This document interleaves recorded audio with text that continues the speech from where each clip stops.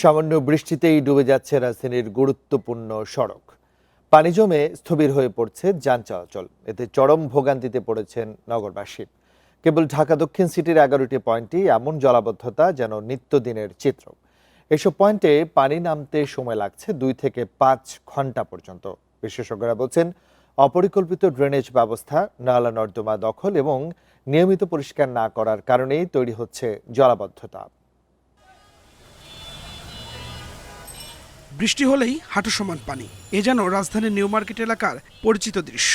হাঁটু থেকে কোথাও কোথাও কোমর সমান পানিতে তলিয়ে যাচ্ছে এলাকাটি। পানি নামতে সময় নিচ্ছে কয়েক ঘন্টা। ততক্ষণে দুর্বিষহ হয়ে উঠছে নগরবাসীর জীবন। শিক্ষা বোর্ডের সামনের এলাকাটিও বৃষ্টি হলেই তলিয়ে যায় পানিতে। ড্রেনেজ ব্যবস্থা সচল না থাকায় ভোগান্তিতে পড়েন অফিসগামী সহ সাধারণ মানুষ।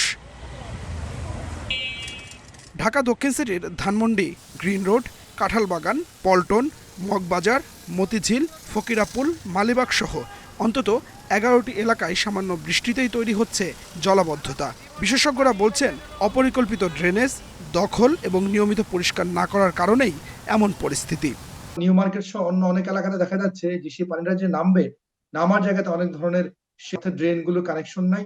আবার ড্রেন গুলো আলটিমেটলি যে ওয়াটারফলে যেখানে যাবে সেই নালাগুলোর মধ্যেও কানেক্টিভিটির সমস্যা আছে। ড্রেন গুলো আছে, বক্স কালভার্ট গুলো আছে, সেখানেও কিন্তু বেশ আমাদের ময়লা আবর্জনা পরিপূর্ণ অবস্থা অনেক জায়গাতেই আছে।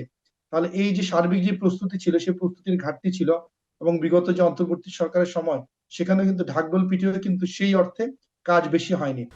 তবে দক্ষিণ ঢাকার প্রশাসক বলছেন, যেখানে বেশি পানি জমছে সেখানে পাম্পের সাহায্য নেওয়া হচ্ছে। পাশাপাশি চেষ্টা চলছে স্থায়ী সমাধানের। ঢাকা মহানগরীতে এই পানি নিষ্কাশন অত সহজ না। বিরাট একটা শহর, কিন্তু মাত্র 3টা জায়গা দিয়ে পানি নিষ্কাশনের ব্যবস্থা আছে। কাজে এটাকে আরও 10টা জায়গায় যদি আমরা করতে পারি, তাহলে ঢাকা শহর পানি নিষ্কাশনটা ইজি হয়ে যাবে। কারণ আপনারা জানেন, এই পানিগুলো হয় আমাকে বুড়িগঙ্গায় নিতে হবে, নাহলে শীতলক্ষ্যায় নিতে হবে।